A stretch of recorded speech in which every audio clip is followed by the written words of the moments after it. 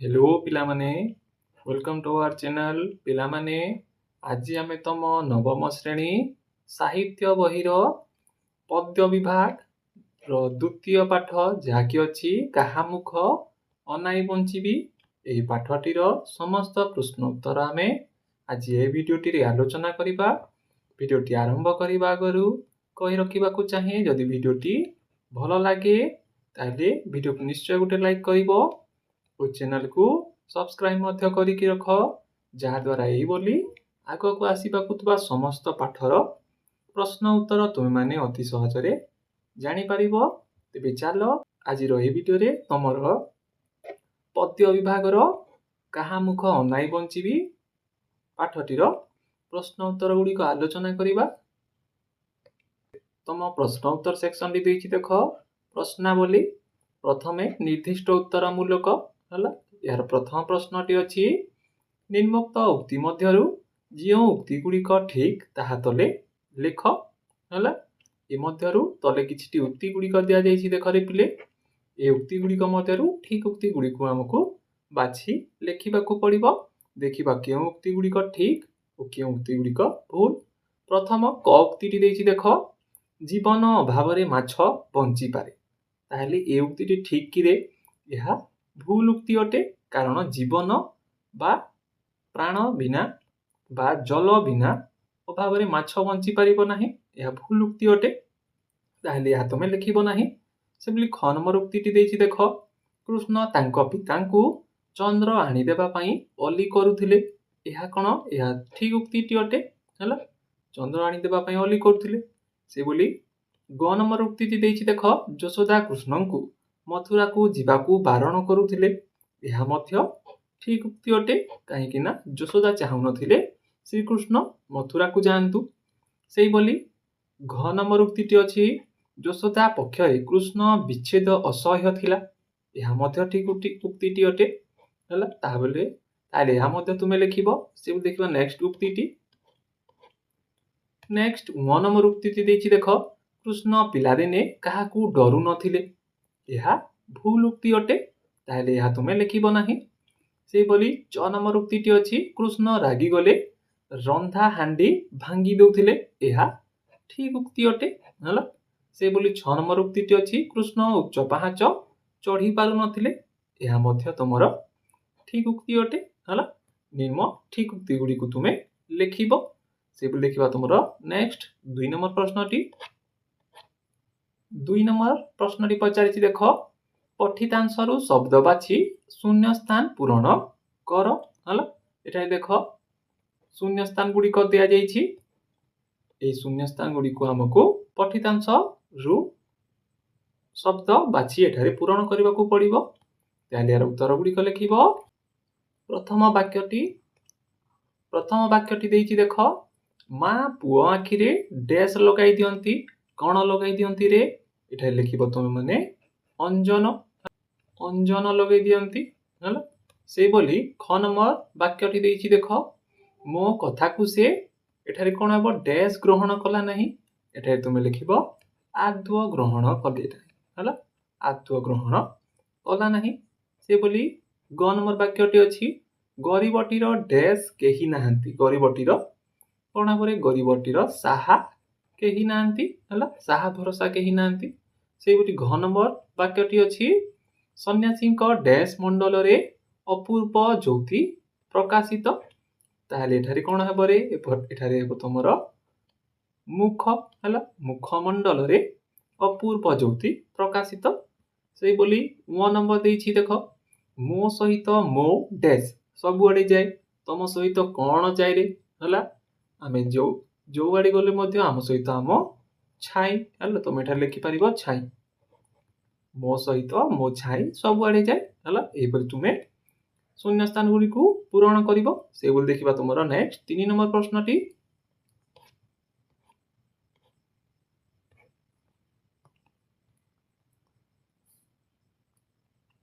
Next 3 number प्रश्न पचारिछि निम्नलिखित शब्द गुडीकर गद्य रूप लेख हला एठारे शब्द गुडीक देछि देख अथिर सुमरी स्वपन जेने यार गद्य रूप गुडीक लिखिबो।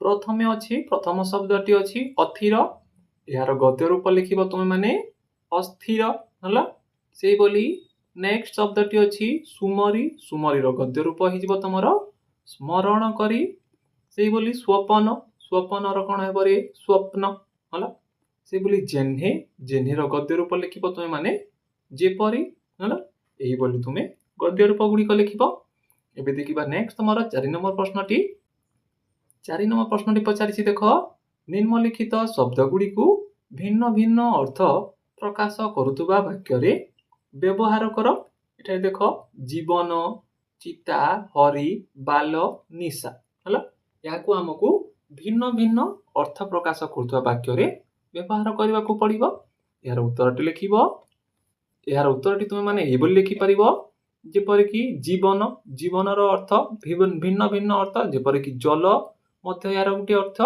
प्राण मध्य यार गोटे अर्थ याकू वाक्य रे लिखिबो जलर वाक्यटी लिखिबो जीवन बिना माछ बंची पारे नाही हला एही बोली वाक्यटी लिखिबो से बोली प्राण मोर जीवन धन्य हेला बा मोर प्राण धन्य हेला एही बोली वाक्यटी तुमे लिखि पारिबो से बोली चिता नेक्स्ट शब्दटी देछि चिता चितार अर्थ कोन रे तिलक बा शवदाह स्थान हला तिलकर वाक्यटी लिखिबो से कपाल रे चिता काटिचंती सेही बोली शवदाह स्थान यार वाक्यटी लिखि देबो स्वर्ग द्वार रे चिता जलुछि हला सेही बोली नेक्स्ट शब्दटी अछि हरि हरि रो अर्थ कोन रे हरि रो अर्थ चंद्र ओ विष्णु मध्य चंद्र रे लिखिबो कृष्ण हरि आनी देबाकू अली करूथिले एही बोली वाक्यटी तुम माने लिखि परिबो से बोली विष्णु पई लिखिबो हरिंको नाम नेले पाप नाश हुए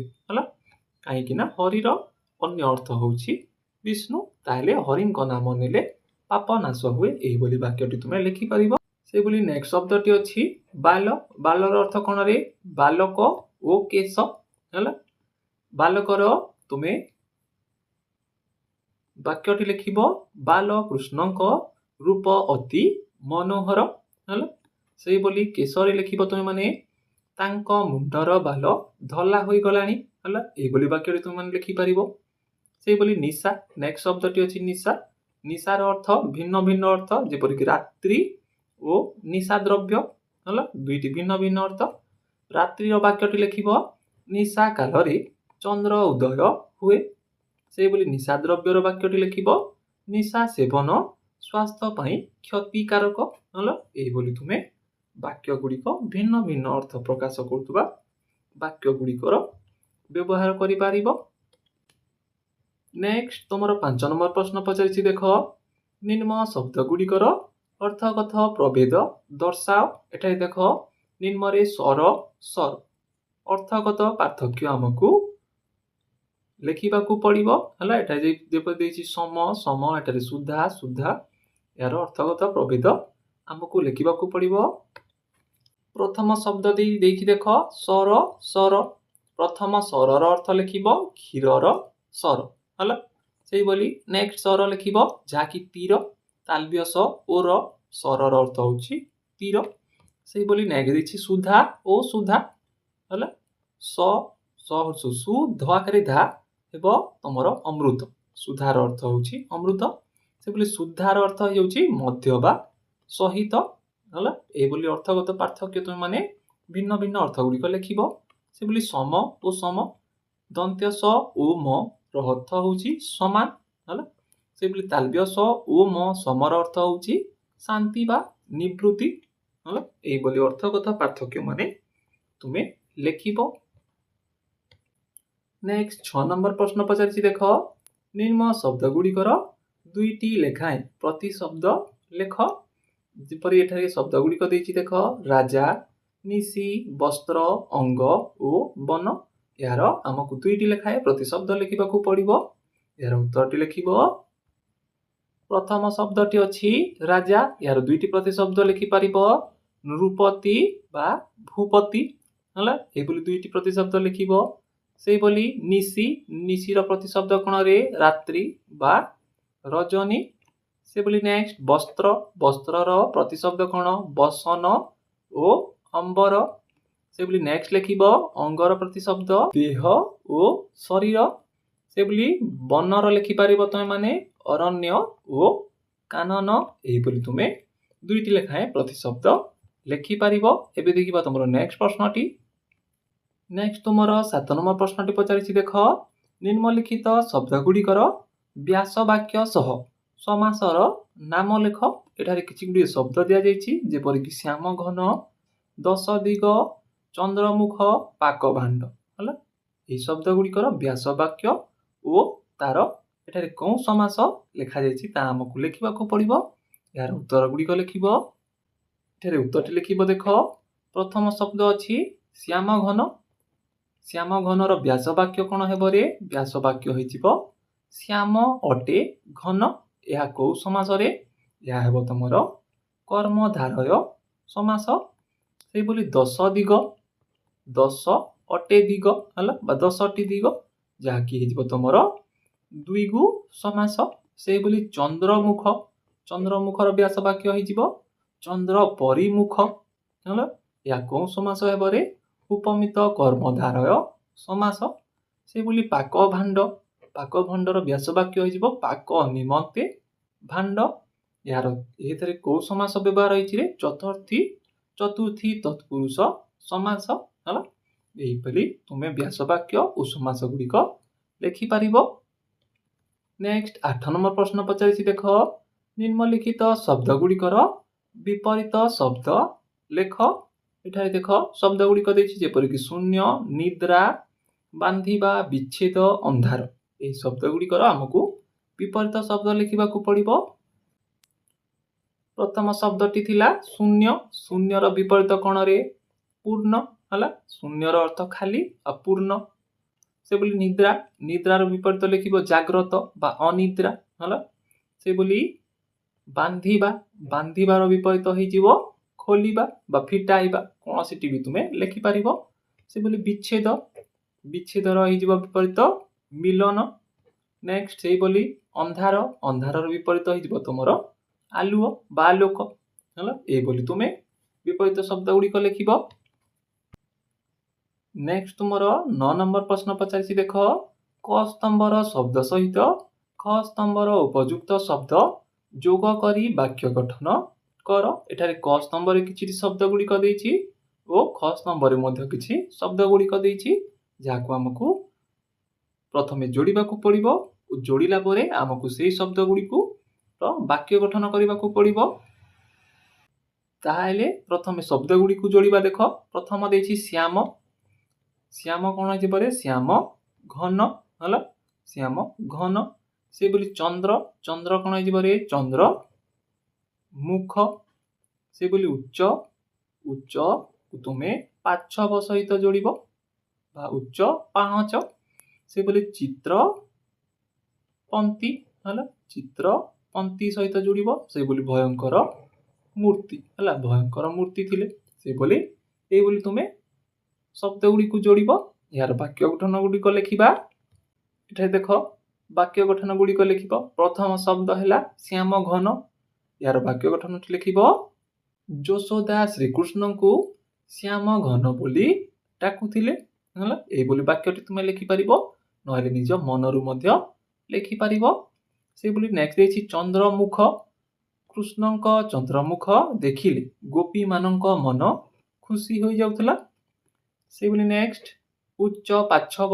ଛୋଟ ପିଲାମାନେ ଉଚ୍ଚ ପାଛବ ଚଢ଼ିବାକୁ ଡରନ୍ତି ହେଲା ବା ଉଚ୍ଚ ପାହାଚ ଚଢ଼ିବାକୁ ଡରନ୍ତି। ସେଭଳି ନେକ୍ସଟ ଦେଇଛି ଚିତ୍ରପନ୍ତି। କାନ୍ଥରେ ଥିବା ଚିତ୍ରପନ୍ତି ଦେଖି କୃଷ୍ଣ ଡରି ଯାଉଥିଲେ ହେଲା। ଏଇଭଳି ବାକ୍ୟଟି ତୁମେ ଲେଖିବ। ସେଭଳି ଭୟଙ୍କର ମୂର୍ତ୍ତି। ଭୟଙ୍କର ମୂର୍ତ୍ତି ଦେଖିଲେ ମନରେ ଭୟ ଜାତ ହୁଏ। ଏଇଭଳି ତୁମେ ବାକ୍ୟ ଗଠନ ଗୁଡ଼ିକ ଲେଖିପାରିବ। ତୁମର ନେକ୍ସଟ ସେକ୍ସନଟି ଅଛି କ୍ଷୁଦ୍ର ଉତ୍ତର ମୂଳକ।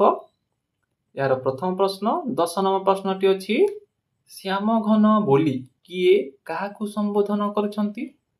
ଶ୍ୟାମ ଘନ ବୋଲି କିଏ କାହାକୁ ସମ୍ବୋଧନ କରିଛନ୍ତି ରେ? ଶ୍ୟାମ ଘନ ବୋଲି ମାତା ଯଶୋଦା ଶ୍ରୀକୃଷ୍ଣଙ୍କୁ ସମ୍ବୋଧନ କରିଛନ୍ତି।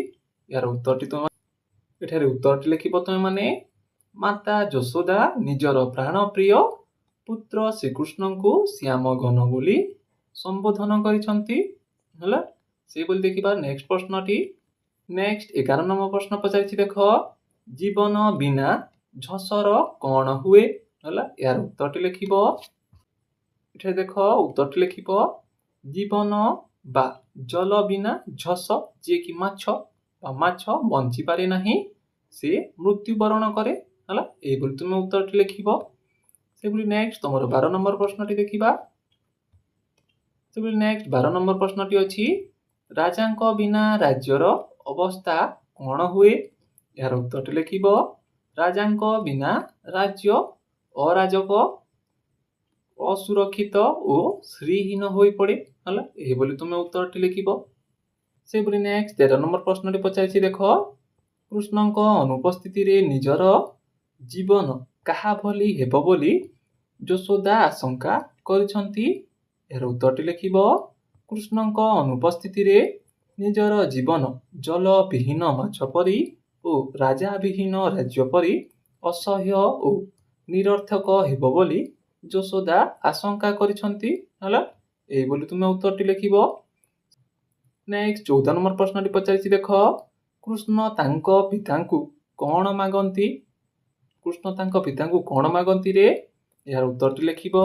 କୃଷ୍ଣ ତାଙ୍କ ପିତା ନନ୍ଦ ରାଜାଙ୍କୁ ଆକାଶରୁ ହରି, ଯାହାକି ହେଉଛି ଚନ୍ଦ୍ର ବା ଚନ୍ଦ୍ରକୁ ଆଣିଦେବା ପାଇଁ ମାଗନ୍ତି ବା ଚନ୍ଦ୍ରକୁ ମାଗନ୍ତି ହେଲା। ସେଇଭଳି ଦେଖିବା ନେକ୍ସଟ ପ୍ରଶ୍ନଟି। ନେକ୍ସଟ ତମର 15 ନମ୍ବର ପ୍ରଶ୍ନଟି ପଚାରିଛି ଦେଖ, ଯଶୋଦା କୃଷ୍ଣଙ୍କ ଶରୀରରେ କ'ଣ ଲେପନ କରୁଥିଲେ? ଏହାର ଉତ୍ତରଟି ଲେଖିବ। ଏହାର ଉତ୍ତରଟି ଲେଖିବ ଦେଖ, ଯଶୋଦା କୃଷ୍ଣଙ୍କ ଶରୀରରେ ଚତୁଃସମର ଅର୍ଥ କ'ଣ ରେ? ଚନ୍ଦନ, ଅଗୁରୁ, କୁମକୁମ, କସ୍ତୁରୀର ମିଶ୍ରଣ ଲେପନ କରୁଥିଲେ ହେଲା ବା ଚତୁଃସମ ଲେପନ କରୁଥିଲେ ବୋଲି ତୁମେ ଲେଖିପାରିବ। 16 ନମ୍ବର ପ୍ରଶ୍ନଟି ପଚାରିଛି ଦେଖ, ଯଶୋଦା କୃଷ୍ଣଙ୍କ ମସ୍ତକକୁ କିପରି ବେଶ କରୁଥିଲେ? କିପରି ବେଶ କରୁଥିଲେ ରେ? ଏହାର ଉତ୍ତରଟି ଲେଖିବ ଦେଖ, ଯଶୋଦା କୃଷ୍ଣଙ୍କ କେଶକୁ ସୁନ୍ଦର ଭାବେ ବାନ୍ଧି ସେଥିରେ ନାନାଦି ସୁଗନ୍ଧିତ କୁସୁମ ବା ଫୁଲ ଖୋସି ବେଶ କରୁଥିଲେ ହେଲା। ଏହିଭଳି ତୁମେ ଉତ୍ତରଟି ଲେଖିବ। ନେକ୍ସଟ 17 ନମ୍ବର ପ୍ରଶ୍ନଟି ପଚାରିଛି ଦେଖ, କୃଷ୍ଣଙ୍କ କାନରେ କ'ଣ ଶୋଭା ପାଉଥିଲା ରେ? ଉତ୍ତରଟି ଲେଖିବ। କୃଷ୍ଣଙ୍କ କାନରେ ରତ୍ନ ଖଚିତ କୁଣ୍ଡଲ ଶୋଭା ପାଉଥିଲା ହେଲା। ସେଇଭଳି ଦେଖିବା ତମର ନେକ୍ସଟ 18 ନମ୍ବର ପ୍ରଶ୍ନଟି। 18 ନମ୍ବର ପ୍ରଶ୍ନଟି ପଚାରିଛି ଦେଖ, କୃଷ୍ଣ ବନକୁ ଗଲେ ଯଶୋଦାଙ୍କ ମନରେ କି ଅନୁଭୂତି ସୃଷ୍ଟି ହୁଏ? ଏହାର ଉତ୍ତରଟି ଲେଖିବ। କୃଷ୍ଣ ବନକୁ ଗଲେ ଯଶୋଦାଙ୍କ ମନରେ ଘୋର ଆଶଙ୍କା ଓ ବିଚ୍ଛେଦର ଭୟ ସୃଷ୍ଟି ହୁଏ। ସେ ମୁହୂର୍ତ୍ତେ ମାତ୍ର କୃଷ୍ଣଙ୍କ ଅଦର୍ଶନ ସହିପାରନ୍ତି ନାହିଁ ବା ବିଚ୍ଛେଦ ସହିପାରନ୍ତି ନାହିଁ ହେଲା। ଏଭଳି ତୁମେ ଉତ୍ତରଟି ଲେଖିବ। ସେଭଳି ଦେଖିବା ତମର ନେକ୍ସଟ 19 ନମ୍ବର ପ୍ରଶ୍ନଟି। ତମ 19 ନମ୍ବର ପ୍ରଶ୍ନଟି ଦେଇଛି ଦେଖ, କୃଷ୍ଣଙ୍କ ଅନୁପସ୍ଥିତିରେ ଯଶୋଦା କ'ଣ କରିବେ ବୋଲି କହିଛନ୍ତି? ଏହାର ଉତ୍ତରଟି ଲେଖିବ। କୃଷ୍ଣଙ୍କ ଅନୁପସ୍ଥିତିରେ ଯଶୋଦା ନିଜର ପ୍ରାଣ ତ୍ୟାଗ କରିବେ କିମ୍ବା କାନ୍ଦି କାନ୍ଦି ଆଖିର ଲୁହରେ ବା ଗଣ୍ଡ ଜଲେ ଜୀବନ ହାରିବେ ବୋଲି କହିଛନ୍ତି ହେଲା। ଏଇଭଳି ତୁମେ ଉତ୍ତରଟି ଲେଖିପାରିବ। ସେଇଭଳି ଦେଖିବା ତମର ନେକ୍ସଟ 20 ନମ୍ବର ପ୍ରଶ୍ନଟି। ନେକ୍ସଟ 20 ନମ୍ବର ପ୍ରଶ୍ନଟି ପଚାରିଛି ଦେଖ, ଯଶୋଦା କୃଷ୍ଣଙ୍କୁ କ'ଣ କ'ଣ ଖାଇବାକୁ ଦିଅନ୍ତି? ଉତ୍ତର ଲେଖିବ। ଯଶୋଦା କୃଷ୍ଣଙ୍କୁ ସର, ଲବଣୀ, ରାବିଡ଼ି ଯାହାକି ଅଧାମ, ସେଭଳି ପାଚିଲା କଦଳୀ ଆଦି ସୁସ୍ୱାଦୁ ଖାଦ୍ୟ ଖାଇବାକୁ ଦିଅନ୍ତି।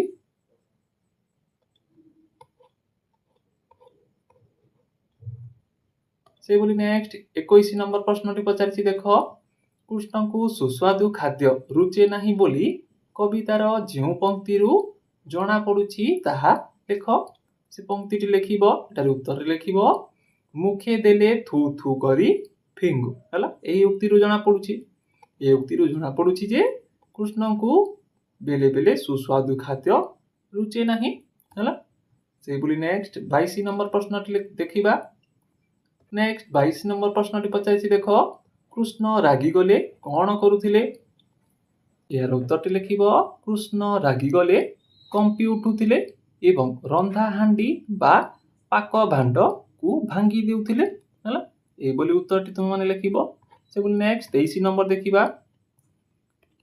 23 ନମ୍ବର ପ୍ରଶ୍ନଟି ପଚାରିଛି ଦେଖ, କୃଷ୍ଣ ଡରିଗଲେ କ'ଣ କରୁଥିଲେ ରେ? ଉତ୍ତର ଲେଖିବ, କୃଷ୍ଣ ଡରିଗଲେ ଦୌଡ଼ି ଯାଇ ମା ଯଶୋଦାଙ୍କୁ କୁଣ୍ଡାଇ ପକାଉଥିଲେ ଏବଂ ନିଜ ଲୁଗା କାନିରେ ମୁହଁ ଘୋଡ଼ାଇ ଦେଉଥିଲେ ହେଲା। ମାତା ଯଶୋଦାଙ୍କ ଲୁଗା କାନିରେ ସିଏ ନିଜ ମୁହଁକୁ ଘୋଡ଼ାଇ ଦେଉଥିଲେ। ଏଇ 24 ନମ୍ବର ପ୍ରଶ୍ନଟି ପଚାରିଛି ଦେଖ, କୃଷ୍ଣ କାହାକୁ ଦେଖି ଭୟ କରୁଥିଲେ? କାହାକୁ ଦେଖି ଭୟ କରୁଥିଲେ ରେ? ଉତ୍ତରଟି ଲେଖିବ, କୃଷ୍ଣ ନିଜର ଛାଇକୁ ଦେଖି, ଅନ୍ଧାର ଘରକୁ ଦେଖି ଏବଂ କାନ୍ଥରେ ଅଙ୍କାଯାଇଥିବା ଭୟଙ୍କର ଚିତ୍ରପନ୍ତି ଦେଖି ଭୟ କରୁଥିଲେ। ଏଇଭଳି ଉତ୍ତରଟି ତୁମେ ଲେଖିପାରିବ।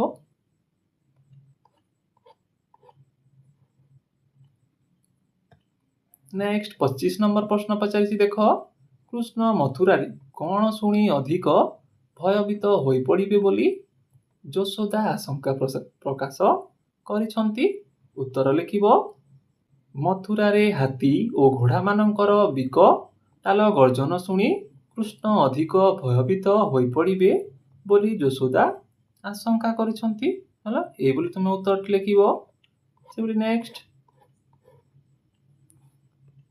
26 ନମ୍ବର ପ୍ରଶ୍ନ ପଚାରିଛି ଦେଖ, କୃଷ୍ଣ ଉଚ୍ଚ ପାହାଚ ଉଠି ପାରନ୍ତି ନାହିଁ ବୋଲି ଯଶୋଦା କାହିଁକି କହିଛନ୍ତି? ଏହାର ଉତ୍ତର ଲେଖିବ, କୃଷ୍ଣ ଅତି ସୁକୁମାର ଓ ଛୋଟ ପିଲା ହୋଇଥିବାରୁ ଏବଂ ତାଙ୍କ ପାଦ ଅତି କୋମଳ ହୋଇଥିବାରୁ ସେ ଉଚ୍ଚ ପାହାଚ ଚଢ଼ିବାକୁ ସମର୍ଥ ନୁହନ୍ତି ବୋଲି ଯଶୋଦା କହିଛନ୍ତି ହେଲା। ଏଇଭଳି ତୁମେ ଉତ୍ତରଟି ଲେଖିବ। ସେଭଳି ନେକ୍ସଟ ଦେଖିବା ତୁମର 27 ନମ୍ବର ପ୍ରଶ୍ନଟି।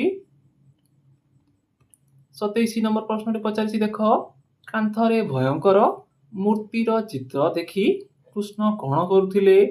ଉତ୍ତରଟି ଲେଖିବ, କାନ୍ଥରେ ଭୟଙ୍କର ମୂର୍ତ୍ତିର ଚିତ୍ର ଦେଖି କୃଷ୍ଣ ଭୟରେ ସେହି ଘରୁ ପଳାଇ ଯାଉଥିଲେ ହେଲା। ଏହିଭଳି ଉତ୍ତରଟି ଲେଖିପାରିବ। ସେଭଳି ନେକ୍ସଟ ଦେଖିବା 28 ନମ୍ବର ପ୍ରଶ୍ନଟି। ନେକ୍ସଟ 28 ନମ୍ବର ପ୍ରଶ୍ନଟି ଦେଇଛି ଦେଖ, କୃଷ୍ଣ କ୍ଳାନ୍ତ ହୋଇ କେଉଁଠି ଶୋଇଯାଉଥିଲେ? ଉତ୍ତର ଲେଖିବ, ଖେଳି ଖେଳି କ୍ଳାନ୍ତ ହୋଇ କୃଷ୍ଣ ରାତିରେ ମା ଯଶୋଦାଙ୍କ କୋଳରେ ଶୋଇଯାଉଥିଲେ। ଏହିଭଳି ତୁମେ ଉତ୍ତର ଗୁଡ଼ିକ ଲେଖିପାରିବ। ନେକ୍ସଟ 29 ନମ୍ବର ପ୍ରଶ୍ନ ପଚାରିଛି ଦେଖ, କୃଷ୍ଣ ଶୋଇଥିଲା ବେଳେ କାହିଁକି ଚମକି ଉଠୁଥିଲେ ବୋଲି ଯଶୋଦା କହିଛନ୍ତି? ଉତ୍ତର ଲେଖିବ, ଶୋଇଥିବା ବେଳେ ସ୍ୱପ୍ନରେ ରାକ୍ଷସ ବା ଭୟଙ୍କର ଦୃଶ୍ୟ ଦେଖି କୃଷ୍ଣ ଚମକି ଉଠୁଥିଲେ ବୋଲି ଯଶୋଦା କହିଛନ୍ତି ହେଲା। ସେଇଭଳି ଦେଖିବା ନମ୍ବର ନେକ୍ସଟ 30 ନମ୍ବର ପ୍ରଶ୍ନଟି। 30 ନମ୍ବର ପ୍ରଶ୍ନ ପଚାରିଛି ଦେଖ, କୃଷ୍ଣ ଚମକି ପଡ଼ି କ'ଣ କରୁଥିଲେ?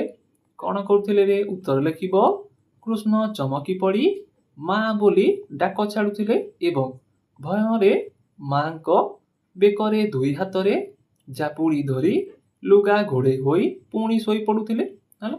ଏଇଭଳି ତୁମେ ଉତ୍ତର ଗୁଡ଼ିକ ଲେଖିପାରିବ। ଏବେ ଦେଖିବା ତୁମର ନେକ୍ସଟ ସେକ୍ସନଟି। ତୁମର ନେକ୍ସଟ ସେକ୍ସନଟି ଅଛି ଦେଖ, ସପ୍ରସଙ୍ଗ ସରଳାର୍ଥ ଲେଖ ହେଲା। ଏଠାରେ ନିମ୍ନରେ ଥିବା ପ୍ରସଙ୍ଗ ଗୁଡ଼ିକର ଆମକୁ ସରଳାର୍ଥ ଲେଖିବାକୁ ପଡ଼ିବ। ପ୍ରଥମ 31 ନମ୍ବର ପଚାରିଛି ଦେଖ, ଜୀବନ ବିହୁନେ ଯେହ୍ନେ ଯଶ, ରାଜା ବିନେ ଯେହ୍ନେ ଗ୍ରାମ ଦେଶ। ଏହାର ସରଳାର୍ଥ ଆମକୁ ଲେଖିବାକୁ ପଡ଼ିବ। ତାହେଲେ ଏହାର ସରଳାର୍ଥଟି ଲେଖିବ। ଏଠାରେ ପ୍ରଥମ ସରଳାର୍ଥଟି ଦେଇଛି ଦେଖ, ଜୀବନ ବିହୁନେ ଯେହ୍ନେ ଯଶ, ରାଜା ବିନେ ଯେହ୍ନେ ଗ୍ରାମ ଦେଶ। ଏହାର ଉତ୍ତରଟି ଲେଖିବ ତମେ ମାନେ। ଉକ୍ତ ପଦ୍ୟାଂଶଟି ଭକ୍ତ କବି ଭକ୍ତଚରଣ ଦାସଙ୍କ ରଚିତ ମଥୁରା ମଙ୍ଗଲ କାବ୍ୟର କାହା ମୁଖ ଅନାଇ ବଞ୍ଚିବି କବିତାରୁ ଗୃହୀତ। ଏଠାରେ କବି ଯଶୋଦାଙ୍କ ମାତୃହୃଦୟର ଗଭୀର ବେଦନା ଓ ଶ୍ରୀକୃଷ୍ଣଙ୍କ ବିନା ତାଙ୍କ ଜୀବନର ନିରର୍ଥକତାକୁ ବର୍ଣ୍ଣନା କରିଛନ୍ତି ହେଲା। ପ୍ରଥମେ ଏହା ଲେଖିବ। ନେକ୍ସଟ ଲେଖିବ, ଶ୍ରୀକୃଷ୍ଣ ମଥୁରାକୁ ଯିବାକୁ ପ୍ରସ୍ତୁତ ହେଉଛନ୍ତି। ଏ କଥା ଜାଣି ମା ଯଶୋଦା ଅତ୍ୟନ୍ତ ବିଚଳିତ ହୋଇପଡ଼ିଛନ୍ତି। ପୁତ୍ର ବିଚ୍ଛେଦ ଆଶଙ୍କାରେ ତାଙ୍କ ହୃଦୟ ବିଦୀର୍ଣ୍ଣ ହୋଇଯାଉଛି। ସେ ଭାବୁଛନ୍ତି କୃଷ୍ଣ ଚାଲିଗଲେ ସେ କାହା ମୁହଁକୁ ଚାହିଁ ବଞ୍ଚିବେ। କୃଷ୍ଣଙ୍କ ବିନା ତାଙ୍କ ଜୀବନ ଅସାର ହୋଇଯିବ, ଯେପରି ଜଳ ବା ଜୀବନ ବିନା ମାଛ ବା ଝସ ଯାହାକି ମୁହୂର୍ତ୍ତେ ମାତ୍ର ବଞ୍ଚିପାରେ ନାହିଁ ଏବଂ ରାଜା ବିନା ରାଜ୍ୟ ବା ଦେଶ ଅରକ୍ଷିତ ବା ଅରାଜକ ହୋଇପଡ଼େ। ଠିକ୍ ସେହିପରି କୃଷ୍ଣଙ୍କ ଅନୁପସ୍ଥିତିରେ ଯଶୋଦାଙ୍କ ଜୀବନ ମୂଲ୍ୟହୀନ ଓ ଦୁର୍ବିସହ ହୋଇପଡ଼ିବ। ଏଠାରେ ଉପମା ମାଧ୍ୟମରେ ମାତୃ ସ୍ନେହର ଗଭୀରତାକୁ ଅତି ସୁନ୍ଦର ଭାବରେ ପ୍ରକାଶ କରାଯାଇଛି। ହେଲା, ଏହିଭଳି ତୁମେ ସରଳାର୍ଥଟି ଲେଖିପାରିବ। ସେହିଭଳି ଦେଖିବା ନେକ୍ସଟ ସରଳାର୍ଥଟି। ସରଳାର୍ଥଟି ପଚାରିଛି ଦେଖ, ଯେତେବେଳେ ବନେ ଯାଉ ସଙ୍ଗରେ ମୋ ପ୍ରାଣ ନେଉ, ନିମିଷେ ବିଚ୍ଛେଦ ନ ସହଇ। ହେଲା, ଏହାର ସରଳାର୍ଥଟି ଲେଖିବ। ସରଳାର୍ଥଟି ଏହିଭଳି ଲେଖିବ। ପ୍ରଦତ୍ତ କବିତାଂଶଟିରେ ଭକ୍ତ କବି ଭକ୍ତଚରଣ ଦାସଙ୍କ ଲିଖିତ କାହା ମୁଖ ଅନାଇ ବଞ୍ଚିବି ପାଠ୍ୟାଂଶରୁ ଆନିତ। ଏହି ପ୍ରସଙ୍ଗରେ କବି ଯଶୋଦାଙ୍କର ପୁତ୍ର କୃଷ୍ଣଙ୍କ ପ୍ରତି ଥିବା ଅତୁଟ ସ୍ନେହ ଓ ବିଚ୍ଛେଦ କାତରତାକୁ ବର୍ଣ୍ଣନା କରିଛନ୍ତି। ପୁଣି ନେକ୍ସଟ ଲେଖିବ, ଯଶୋଦା କୃଷ୍ଣଙ୍କୁ ନିଜ ଜୀବନଠାରୁ ଅଧିକ ଭଲ ପାଆନ୍ତି। ସେ କୃଷ୍ଣଙ୍କୁ ତିଳେ ମାତ୍ର ଆଖି ଆଢୁଆଲ କରିବାକୁ ଚାହାନ୍ତି ନାହିଁ। କୃଷ୍ଣ ଯେତେବେଳେ ଗୋରୁ ଗାଈ ଚରାଇବାକୁ ବନକୁ ଯାଆନ୍ତି, ସେତେବେଳେ ଯଶୋଦାଙ୍କୁ ଲାଗେ ସତେ ଯେପରି ତାଙ୍କ ଶରୀରରୁ ପ୍ରାଣ ବାହାରି ଯାଇ କୃଷ୍ଣଙ୍କ ସାଙ୍ଗରେ ଚାଲିଗଲା। କୃଷ୍ଣ ଫେରିବା ଯାଏ ସେ ମୃତ ପ୍ରାୟ ହୋଇ ରହନ୍ତି। ଯଦି ଦିନକର ସାମାନ୍ୟ ବିଚ୍ଛେଦ ତାଙ୍କ ପକ୍ଷରେ ଏତେ ଅସହ୍ୟ, ତେବେ କୃଷ୍ଣ ଚିରଦିନ ପାଇଁ ମଥୁରା ଚାଲିଗଲେ ସେ କିପରି ବଞ୍ଚିବେ? ଏହା ତାଙ୍କ ମନରେ ପ୍ରଶ୍ନ ଉଠୁଛି। ଏହି ଚିନ୍ତା ତାଙ୍କୁ ଘାରିଛି। ପୁତ୍ର ବତ୍ସଲା ଜନନୀର ହୃଦୟର ଆକୁଳତାକୁ ଏଠାରେ ମର୍ମସ୍ପର୍ଶୀ ଭାବେ ରୂପାୟିତ ବା ବର୍ଣ୍ଣନା କରାଯାଇଛି। ହେଲା, ଏହିଭଳି ତୁମେ ସରଳାର୍ଥଟି ଲେଖିପାରିବ। ସେହିଭଳି ନେକ୍ସଟ 33 ନମ୍ବର ସରଳାର୍ଥଟି ଦେଇଛି ଦେଖ, ସରଲବଣୀୟ ଧାମ ପକ୍ୱରମ୍ବା ସୁଧାସମ, ମୁଖେ ଦେଲେ ଥୁ ଥୁ କରି ଫିଙ୍ଗୁ। ଏହାର ସରଳାର୍ଥଟି ଲେଖିବ। ଏଠାରେ ସରଳାର୍ଥଟି ଲେଖିବ। ସଂକଳିତ ପଦ୍ୟାଂଶଟି ରୀତିଯୁଗୀୟ କବି ଭକ୍ତଚରଣ ଦାସଙ୍କ ମଥୁରା ମଙ୍ଗଲ କାବ୍ୟର ଅନ୍ତର୍ଗତ କାହା ମୁଖ ଅନାଇ ବଞ୍ଚିବି କବିତାରୁ ଉଦ୍ଧୃତ।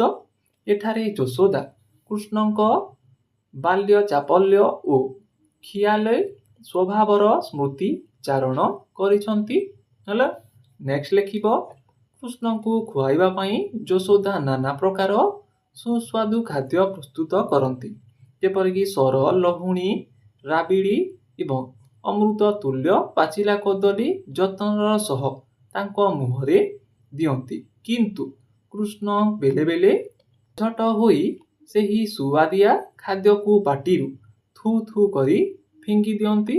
ମା ଯେତେ ବୁଝାସୁଝା କଲେ ମଧ୍ୟ ବା ବୋଲେଇ କରି ଖୁଆଇଲେ ମଧ୍ୟ ସେ ରାଗି ଯାଇ ରନ୍ଧା ହାଣ୍ଡି ଭାଙ୍ଗି ଦିଅନ୍ତି। କୃଷ୍ଣଙ୍କର ଏହି ଦୁଷ୍ଟାମି ଓ ଅଭିମାନ ଭରା କାର୍ଯ୍ୟକଳାପକୁ ମନେ ପକାଇ ଯଶୋଦା ଦୁଃଖ କରୁଛନ୍ତି ଯେ କୃଷ୍ଣ ମଥୁରା ଗଲେ ଏସବୁ ସ୍ମୃତି କେବଳ ତାଙ୍କୁ କନ୍ଦାଇବ। ଏଥିରେ ବାତ୍ସଲ୍ୟ ରସର ଚମତ୍କାର ପ୍ରକାଶ ଘଟିଛି। ଏହିଭଳି ତୁମେ ସରଳାର୍ଥଟି ଲେଖିପାରିବ। ଏବେ ଦେଖିବା ତୁମର ନେକ୍ସଟ ସରଳାର୍ଥଟି। ନେକ୍ସଟ 34 ନମ୍ବର ସରଳାର୍ଥଟି ଦେଇଛି ଦେଖ, ଛାଇକି ଅନାଇ ଡରୁ ଧାଇଁ ମୋ କୋଲ ଧାଇଁ ମତେ କୋଲ କରୁ, ବସନେ ଘୋଡ଼ାଇ ମୁଖ ଗୋଟି। ହେଲା, ଏହାର ସରଳାର୍ଥଟି ଲେଖିବ। ଏଠାରେ ସରଳାର୍ଥଟି ଲେଖିବ ଦେଖ, ଉକ୍ତ ପଦାବଳୀଟି ଭକ୍ତଚରଣ ଦାସଙ୍କ କାହା ମୁଖ ଅନାଇ ବଞ୍ଚିବି କବିତାରୁ ଗୃହୀତ। ଏହି ପ୍ରସଙ୍ଗରେ ଶିଶୁ କୃଷ୍ଣଙ୍କର ଭୀରୁ ସ୍ୱଭାବ ଓ ମାଙ୍କ କୋଳରେ ଆଶ୍ରୟ ନେବାର ଦୃଶ୍ୟ ବର୍ଣ୍ଣିତ ହୋଇଛି ବା ବର୍ଣ୍ଣନା କରିଛନ୍ତି। ଏଠାରେ ଉତ୍ତର ପୁଣି ନେକ୍ସଟ ଲେଖିବ। ଶ୍ରୀକୃଷ୍ଣ ଜଣେ ସାଧାରଣ ଶିଶୁ ପରି ଭୟ କରନ୍ତି। ବେଳେ ବେଳେ ନିଜର ଛାଇ ଦେଖି ସେ ଡରି ଯାଆନ୍ତି। ଭୟ ପାଇଲେ ସେ ଦୌଡ଼ି ଆସି ମା ଯଶୋଦାଙ୍କ କୋଳରେ ଆଶ୍ରୟ ନିଅନ୍ତି ଏବଂ ମାଙ୍କ ଲୁଗା କାନିରେ ନିଜ ମୁହଁ ଲୁଚାଇ ଦିଅନ୍ତି। ସେହିଭଳି ଅନ୍ଧାର ଘର ଦେଖିଲେ ସେ ଥରହର ହୁଅନ୍ତି। ଯେଉଁ କୃଷ୍ଣ ନିଜ ଛାଇକୁ ଦେଖି ଡରନ୍ତି, ସେ ମଥୁରାରେ କଂସର ବିରାଟ ହାତୀ ଘୋଡ଼ାଙ୍କ ଗର୍ଜନ ଶୁଣି କିପରି ରହିବେ? ସେଠାରେ ତାଙ୍କୁ କିଏ ମା ପରି କୋଲେଇ ନେବ? ଏହି ଚିନ୍ତା ଯଶୋଦାଙ୍କୁ ବ୍ୟାକୁଳ କରିଛି। ଶିଶୁ ମନସ୍ତତ୍ୱର ଏକ ନିଖୁଣ ଚିତ୍ର ଏଠାରେ ପ୍ରଦାନ କରାଯାଇଛି। ହେଲା, ସେଇଭଳି ଦେଖିବା ତମର ନେକ୍ସଟ ଶେଷ ସରଳାର୍ଥଟି। ନେକ୍ସଟ ଶେଷ ସରଳାର୍ଥଟି ଦେଇଛି ଦେଖ, ମା ବୋଲି ଡାକିବୁ କାହାକୁ, ସାହା ବା କି ଆହା ବୋଲିବାକୁ ରେ। ଏହାର ଉତ୍ତରଟି ଲେଖିବ। ସଂକଳିତ ପଦ୍ୟାଂଶଟି ଭକ୍ତ କବି ଭକ୍ତଚରଣ ଦାସଙ୍କ ରଚିତ କାହା ମୁଖ ଅନାଇ ବଞ୍ଚିବି କବିତାର ଅଂଶବିଶେଷ। ଏଠାରେ ଯଶୋଦା କୃଷ୍ଣଙ୍କ ମଥୁରା ଯାତ୍ରା ଜନିତ ଅସହାୟ ବିଷୟରେ ଚିନ୍ତା କରିଛନ୍ତି। ନେକ୍ସଟ ଲେଖିବ, ଗୋପପୁରରେ କୃଷ୍ଣ ଟିକିଏ ଡରିଗଲେ ବା କଷ୍ଟ ପାଇଲେ ମା ବୋଲି ଡାକ ଛାଡ଼ି ଯଶୋଦାଙ୍କ ପାଖକୁ ଦୌଡ଼ି ଆସନ୍ତି ଓ ଯଶୋଦା ତାଙ୍କର ଏକମାତ୍ର ସାହା ଭରସା। କିନ୍ତୁ କୃଷ୍ଣ ଯଦି କଂସପୁର ବା ମଥୁରା ଚାଲିଯିବେ, ସେଠାରେ ତାଙ୍କୁ ବିପଦ ବେଲେ କିଏ ସାହା ହେବ? ସେ ଭୟରେ କାହାକୁ ମା ବୋଲି ଡାକିବେ? ସେଠାରେ ତାଙ୍କ ଦୁଃଖରେ ସମବେଦନା ଜଣାଇ ଆହା ବୋଲି କହିବାକୁ କେହି ନଥିବେ। ଅଜଣା ରାଇଜରେ କୋମଲମତି ଶିଶୁ କୃଷ୍ଣଙ୍କ ନିରାପତ୍ତା ଓ ଯତ୍ନ ନେବାକୁ କେହି ନଥିବାରୁ ଯଶୋଦାଙ୍କ ମାତୃପ୍ରାଣ କାନ୍ଦି ଉଠିଛି। ଏଥିରେ ମାର ବ୍ୟାକୁଳତା ଓ ସ୍ନେହର ଚରମ ନିଦର୍ଶନ ମିଳେ। ଏହିପରି ତୁମେ ସରଳାର୍ଥ ଗୁଡ଼ିକ ଲେଖିପାରିବ। ସେଇଭଳି ଦେଖିବା ତମର ନେକ୍ସଟ ଦୀର୍ଘ ଉତ୍ତର ମୂଳକ ସେକ୍ସନଟି। ନେକ୍ସଟ ତୁମର ଦୀର୍ଘ ଉତ୍ତର ମୂଳକ ସେକ୍ସନଟି ଦେଇଛି ଦେଖ। ପ୍ରଥମ ପ୍ରଶ୍ନ ବା 36 ନମ୍ବର ପ୍ରଶ୍ନ, ଯଶୋଦାଙ୍କ ମାତୃ ହୃଦୟର ମଧୁର ଅଭିବ୍ୟକ୍ତି କିପରି ପ୍ରକାଶିତ ହୋଇଛି? ପଠିତ କବିତା ଅନୁସରଣରେ ଲେଖ। ଏହାର ଉତ୍ତରଟି ଲେଖିବ ତମେ ମାନେ। ଉତ୍ତରଟି ଲେଖିବ, ଓଡ଼ିଆ ସାହିତ୍ୟର ଅନ୍ୟତମ ଶ୍ରେଷ୍ଠ ବୈଷ୍ଣବ କବି ଭକ୍ତଚରଣ ଦାସଙ୍କ ରଚିତ କାହା ମୁଖ ଅନାଇ ବଞ୍ଚିବି କବିତାର ବାତ୍ସଲ୍ୟ ରସର ଏକ ଅପୂର୍ବ ଝରଣା ପ୍ରବାହିତ ହୋଇଛି। ଶ୍ରୀକୃଷ୍ଣଙ୍କ ମଥୁରା ଗମନ ସମ୍ବାଦ ଶୁଣି ମା ଯଶୋଦାଙ୍କ ହୃଦୟରେ ଯେଉଁ ଆଲୋଡ଼ନ ସୃଷ୍ଟି ହୋଇଛି, ତାହା ଅତ୍ୟନ୍ତ ହୃଦୟସ୍ପର୍ଶୀ। ନେକ୍ସଟ ଲେଖିବ, ପୁତ୍ର ବିଚ୍ଛେଦର ଆଶଙ୍କା। ଯଶୋଦା କୃଷ୍ଣଙ୍କୁ ନିଜର ଜୀବଧନ ବୋଲି ସମ୍ବୋଧନ କରିଛନ୍ତି। ଜଲ ବିନା ମାଛ ଏବଂ ରାଜା ବିନା ରାଜ୍ୟ ଯେପରି ଅସ୍ତିତ୍ୱହୀନ, କୃଷ୍ଣଙ୍କ ବିନା ଯଶୋଦାଙ୍କ ଜୀବନ ସେହିପରି ନିରର୍ଥକ। କୃଷ୍ଣ ମଥୁରା ଚାଲିଗଲେ 10 ଦିଗ ଶୂନ୍ୟ ହୋଇଯିବ ଏବଂ ସେ କାହା ମୁଖ ଚାହିଁ ବଞ୍ଚିବେ ବୋଲି ବିଳାପ କରିଛନ୍ତି। ସେଭଳି ଆଗକୁ ଲେଖିବ, ଲାଲନ ପାଲନର ସ୍ମୃତି। ଯଶୋଦା ମନେ ପକାଉଛନ୍ତି କିପରି ସେ କୃଷ୍ଣଙ୍କୁ ନିଦରୁ ଉଠାଉଥିଲେ, ତାଙ୍କ ଦେହରେ ଚନ୍ଦନ ଲେପନ କରୁଥିଲେ, ସେଭଳି ଆଖିରେ କଜଲ ଦେଉଥିଲେ ଏବଂ ମୁଣ୍ଡ ବାନ୍ଧି ଫୁଲ ଖୋସି ଦେଉଥିଲେ। କୃଷ୍ଣ ଚାଲିଗଲେ ଏସବୁ ସେବା ସେ କାହା ପାଇଁ କରିବେ? କାହା ଦେହରୁ ଧୂଳି ଝାଡ଼ିବେ? ଏହି ପ୍ରଶ୍ନ ତାଙ୍କୁ ବ୍ୟଥିତ କରୁଛି। ସେଭଳି ଆଗକୁ ଲେଖିବ, ଖାଦ୍ୟ ଓ ଅଭିମାନ। ଯେପରିକି କୃଷ୍ଣଙ୍କ ଖିଆଲି ସ୍ୱଭାବ କଥା ମନେ ପକାଇ ଯଶୋଦା କହିଛନ୍ତି ଯେ ସର ଲବଣୀ ଭଳି ସୁସ୍ୱାଦୁ ଖାଦ୍ୟ ମଧ୍ୟ କୃଷ୍ଣ ଫିଙ୍ଗି ଦିଅନ୍ତି ଏବଂ ରାଗିଗଲେ ହାଣ୍ଡି ଭାଙ୍ଗନ୍ତି। ଏହି ଦୁଷ୍ଟାମି ଭରା କାର୍ଯ୍ୟ ଆଉ କିଏ କରିବ? ସେଭଳି ଆଗକୁ ଲେଖିବ,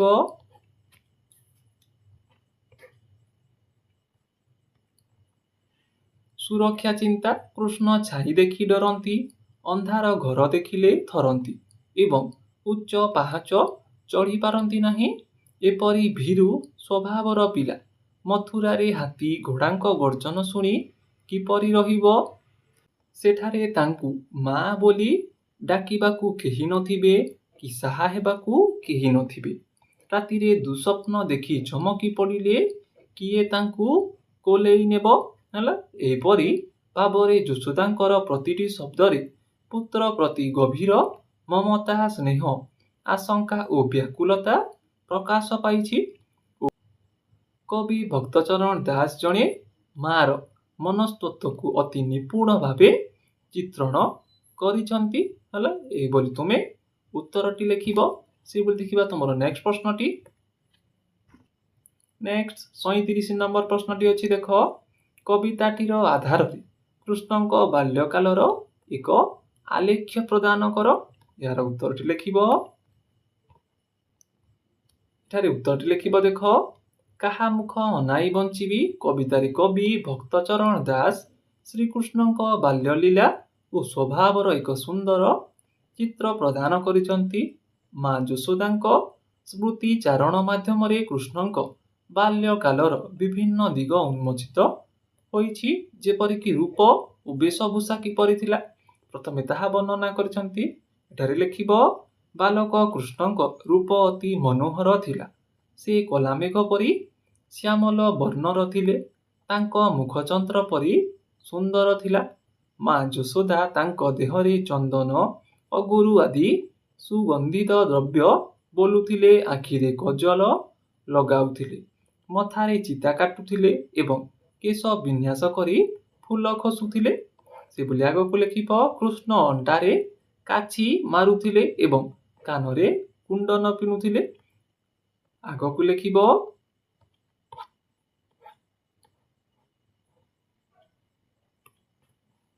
ସେଭଳି ନେକ୍ସଟ ସ୍ୱଭାବ ଆଚରଣ। କୃଷ୍ଣ ଅତ୍ୟନ୍ତ ଅଲି ଅର୍ଦ୍ଦଲିଆ ଓ ଜିଦଖୋର ଥିଲେ। ସେ ବାପା ନନ୍ଦଙ୍କୁ ଆକାଶର ଚନ୍ଦ୍ର ଆଣିଦେବାକୁ ଜିଦ୍ କରୁଥିଲେ। ଖାଇବା ବେଳେ ସର, ଲହୁଣୀ ପରି ସୁଆଦିଆ ଖାଦ୍ୟକୁ ମଧ୍ୟ ଫିଙ୍ଗି ଦେଉଥିଲେ। ରାଗିଗଲେ ରନ୍ଧା ହାଣ୍ଡି ମଧ୍ୟ ଭାଙ୍ଗି ଦେଉଥିଲେ। ସେଭଳି ଭୀରୁତା ହେଲା ବା ଡରୁଥିଲେ। ଯେପରିକି ସମସ୍ତେ କୃଷ୍ଣଙ୍କୁ ଭଗବାନ ବୋଲି ଜାଣିଥିଲେ ମଧ୍ୟ ମାଙ୍କ ପାଖରେ ସେ ଥିଲେ ଏକ ସାଧାରଣ ଭୀରୁ ବାଲକ। ସେ ନିଜ ଛାଇକୁ ଦେଖି ଡରୁଥିଲେ, ଅନ୍ଧାର ଘରକୁ ଯିବାକୁ ଭୟ କରୁଥିଲେ ଏବଂ କାନ୍ଥରେ ଅଙ୍କା ଯାଇଥିବା ଭୟଙ୍କର ଚିତ୍ର ଦେଖି ସେଇ ଘରୁ ପଳାଇ ଯାଉଥିଲେ। ରାତିରେ ଶୋଇଥିବା ବେଳେ ସ୍ୱପ୍ନ ଦେଖି ଚମକି ପଡୁଥିଲେ ଏବଂ ମାଙ୍କୁ ଜାବୁଡ଼ି ଧରୁଥିଲେ। ସେଭଳି ନେକ୍ସଟ ଆଗକୁ ଲେଖିବ ସୁକୁମାରତା। କୃଷ୍ଣ ଅତି ସୁକୁମାର ଥିଲେ। ଉଚ୍ଚ ପାହାଚ ଚଢ଼ିବା ପାଇଁ ତାଙ୍କ ପକ୍ଷେ କଷ୍ଟକର ଥିଲା। ଖେଳି ଖେଳି ସେ ଶୀଘ୍ର କ୍ଳାନ୍ତ ହୋଇ ପଡୁଥିଲେ। ଓ ଶେଷରେ ଲେଖିବ ମୋଟ ଉପରେ କବିତାରେ କୃଷ୍ଣଙ୍କୁ କୌଣସି ଅଲୌକିକ ଶକ୍ତି ସମ୍ପନ୍ନ ଦେବତା ଭାବେ ନୁହେଁ ବରଂ ଏକ ସରଳ ଓ ଚଞ୍ଚଳ ଓ ସ୍ନେହ କାଙ୍ଗାଳ ମାନବ ଶିଶୁ ଭାବେ ଚିତ୍ରଣ କରାଯାଇଛି ହେଲା। ଏଭଳି ତୁମେ ଉତ୍ତରଟି ଲେଖିବ। ସେଭଳି ନେକ୍ସଟ 38 ନମ୍ବର ପ୍ରଶ୍ନଟି ପଚାରିଛି ଦେଖ। କବିତାଟିର ନାମକରଣ ସାର୍ଥକତା ପ୍ରତିପାଦନ କର। ଏହାର ଉତ୍ତର ଆଲୋଚନା କରିବା ଆଗରୁ କହି ରଖିବାକୁ ଚାହେଁ, ପିଲାମାନେ ଯଦି ଭିଡ଼ିଓଟି ଭଲ ଲାଗୁଥାଏ ତାହେଲେ ଭିଡ଼ିଓକୁ ନିଶ୍ଚୟ ଗୋଟେ ଲାଇକ୍ କର ଓ ଚ୍ୟାନେଲକୁ ସବସ୍କ୍ରାଇବ ମଧ୍ୟ କରିକି ରଖ, ଯାହାଦ୍ୱାରା ଏହିଭଳି ଆଗକୁ ଆସିବାକୁ ଥିବା ସମସ୍ତ ପାଠର ପ୍ରଶ୍ନ ଉତ୍ତର ତୁମେମାନେ ଅତି ସହଜରେ ଜାଣିପାରିବ। ଏବେ ଦେଖିବା 38 ନମ୍ବର ପ୍ରଶ୍ନଟିର ଉତ୍ତର।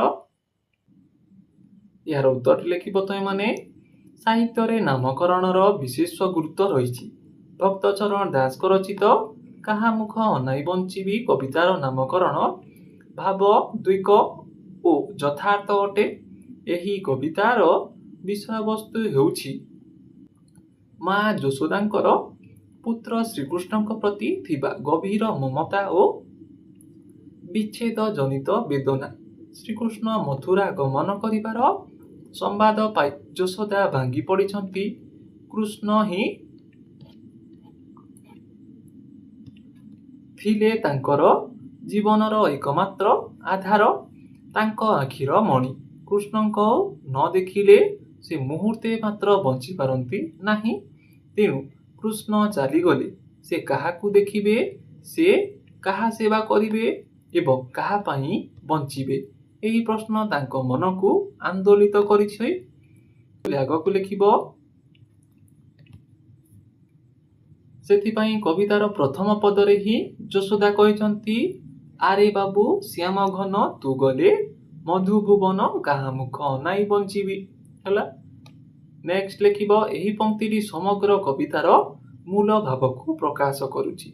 ଯଶୋଦାଙ୍କର ସମସ୍ତ ଚିନ୍ତା, ଭାବନା ଓ କାର୍ଯ୍ୟ କେବଳ କୃଷ୍ଣଙ୍କୁ କେନ୍ଦ୍ର କରି ଗଢ଼ି ଉଠିଥିଲା।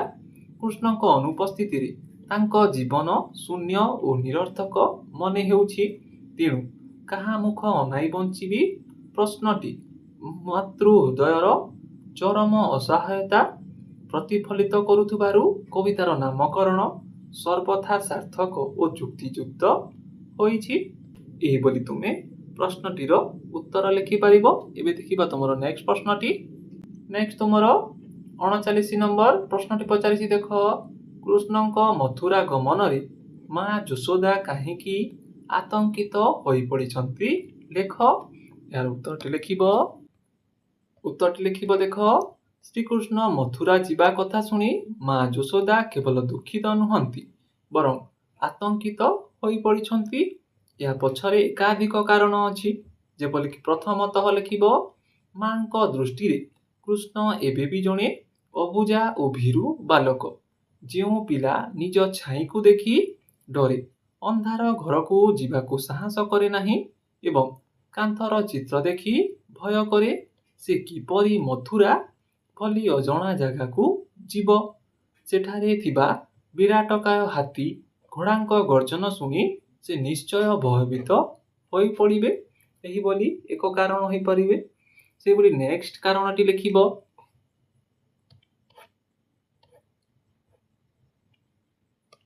ଦ୍ୱିତୀୟତଃ କଂସପୁର ବା ମଥୁରା ହେଉଛି ରାକ୍ଷସ ମାନଙ୍କର ସ୍ଥାନ। ସେଠାରେ କୃଷ୍ଣ ନାନାଦି ଭୟଙ୍କର ରାକ୍ଷସ ଓ ଦୃଶ୍ୟ ଦେଖିବେ। ଏହା ତାଙ୍କ କୋମଳ ମନ ଉପରେ ଗଭୀର ପ୍ରଭାବ ପକାଇବ।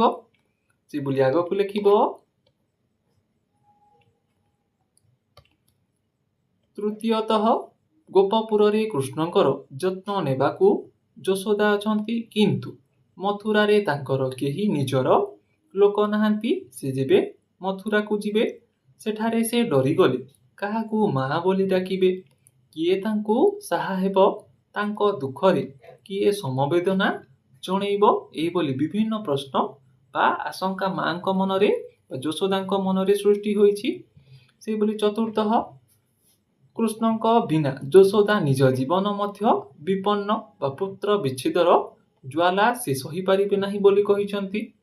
ତେଣୁ କୃଷ୍ଣଙ୍କର ନିରାପତ୍ତା ଏବଂ ନିଜର ମମତା ଜନିତ ଦୁର୍ବଳତା ଯୋଗୁଁ ଯଶୋଦା କୃଷ୍ଣଙ୍କ ମଥୁରା ଗମନରେ ଆତଙ୍କିତ ହୋଇପଡ଼ିଛନ୍ତି। ଏହିଭଳି ତୁମେ ଉତ୍ତରଟି ଲେଖିପାରିବ। ତୁମର ନେକ୍ସଟ 40 ନମ୍ବର ପ୍ରଶ୍ନ, ଯାହାକି ଆଜିର ଏହି ଭିଡ଼ିଓଟିର ଶେଷ ପ୍ରଶ୍ନ ଅଟେ। ପ୍ରଶ୍ନଟି ଦେଇଛି, କୃଷ୍ଣଙ୍କ ବାଲ୍ୟକାଳର ବେଶଭୂଷା ବର୍ଣ୍ଣନା କର। ସେ ବାଲ୍ୟକାଳରେ କିପରି ଦେଖାଯାଉଥିଲେ ତାହା ଆମକୁ ଏଠାରେ ବର୍ଣ୍ଣନା କରିବାକୁ ପଡ଼ିବ। ଉତ୍ତରଟି ଲେଖିବ। ଦେଖ, କବି ଭକ୍ତଚରଣ ଦାସ କାହା ମୁଖ ଅନାଇ ବଞ୍ଚିବି କବିତାରେ କୃଷ୍ଣଙ୍କ ବାଲ୍ୟକାଳର ସୁନ୍ଦର ବେଶଭୂଷାର ବର୍ଣ୍ଣନା କରିଛନ୍ତି। ଯଶୋଦା ନିଜ ହାତରେ କୃଷ୍ଣଙ୍କୁ କିପରି ସଜାଉଥିଲେ ତାହା ଅତି ଚିତ୍ତାକର୍ଷକ। ହେଲା। ଲେଖିବ, ମସ୍ତକ ସଜା। ଯଶୋଦା କୃଷ୍ଣଙ୍କ କେଶକୁ ସୁନ୍ଦର ଭାବେ ବିନ୍ୟାସ କରି ବାନ୍ଧୁଥିଲେ। ସେହି ବନ୍ଧା କେଶରେ ନାନା ରଙ୍ଗର ଓ ସୁଗନ୍ଧିତ କୁସୁମ ଖୋସି ଦେଉଥିଲେ, ଯାହା କୃଷ୍ଣଙ୍କ ସୌନ୍ଦର୍ଯ୍ୟକୁ ବଢ଼ାଇ ଦେଉଥିଲା। ସେଭଳି ଆଗକୁ ଲେଖିବ, ମୁଖମଣ୍ଡଳ। କପାଳରେ ଯଶୋଦା ଚିତା ବା ତିଲକ ଲଗାଇ ଦେଉଥିଲେ। ତାଙ୍କ ଆଖିରେ କଜଲ ଲଗାଇ ଦେଉଥିଲେ, ଯାହା ତାଙ୍କ ପଦ୍ମ ପରି ଆଖିକୁ ଆହୁରି ଆକର୍ଷଣୀୟ କରୁଥିଲା। ସେଭଳି କର୍ଣ୍ଣଭୂଷଣ। କୃଷ୍ଣଙ୍କ କାନରେ ଯଶୋଦା ରତ୍ନଖଚିତ କୁଣ୍ଡଲ ପିନ୍ଧାଇ ଦେଉଥିଲେ। ସେହିଭଳି କୃଷ୍ଣଙ୍କ ଶ୍ୟାମଳ ଶରୀରରେ ଯଶୋଦା ଚତୁଃସମ ଲେପନ କରୁଥିଲେ। ଚତୁଃସମ ହେଉଛି ଚନ୍ଦନ, ଅଗୁରୁ, କୁମକୁମ ଓ କସ୍ତୁରୀର ଏକ ସୁଗନ୍ଧିତ ମିଶ୍ରଣ, ଯାହା ସିଏ ଶ୍ରୀକୃଷ୍ଣଙ୍କ ଶରୀରରେ ଲେପନ କରୁଥିଲେ। ସେହିଭଳି ବସ୍ତ୍ର। ବାଲ୍ୟକାଳରେ କୃଷ୍ଣ ଧଡ଼ିଥିବା ଛୋଟ ଲୁଗା ବା କାଛି ପିନ୍ଧୁଥିଲେ। ସେଭଳି ଏପରି ଭାବେ ଚନ୍ଦନ କୁସୁମ ଅଲଙ୍କାର ଓ ପାଟ ବସ୍ତ୍ରରେ ସଜ୍ଜିତ ହୋଇ ବାଲକୃଷ୍ଣ ଅପୂର୍ବ ଶୋଭା ଧାରଣ କରୁଥିଲେ, ଯାହା ଦେଖି ମା ଯଶୋଦା ଆତ୍ମହରା ହେଇଯାଉଥିଲେ। ଏହିଭଳି ତୁମେ 40 ନମ୍ବର ପ୍ରଶ୍ନଟିର ଉତ୍ତର ଲେଖିପାରିବ। ଏହା ଥିଲା ତୁମର ସମ୍ପୂର୍ଣ୍ଣ ପ୍ରଶ୍ନ ଉତ୍ତର ଗୁଡ଼ିକ।